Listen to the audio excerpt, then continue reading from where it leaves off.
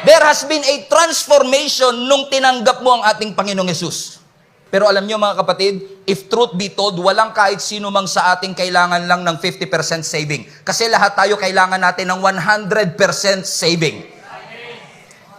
Lahat tayo kailangan na maligtas ng ating Panginoon with all that we are. Kasi wala namang semi-messed up people. Lahat ng tao, we messed up, we failed, we made a mistake. We were once enemies of the Lord, but thank God for His grace. You are now a friend of God.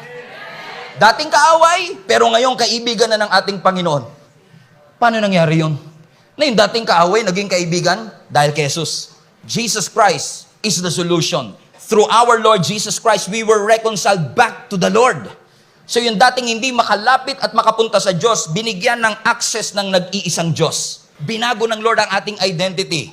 Binago ng Lord yung ating mukha, yung ating image. And because of Jesus Christ,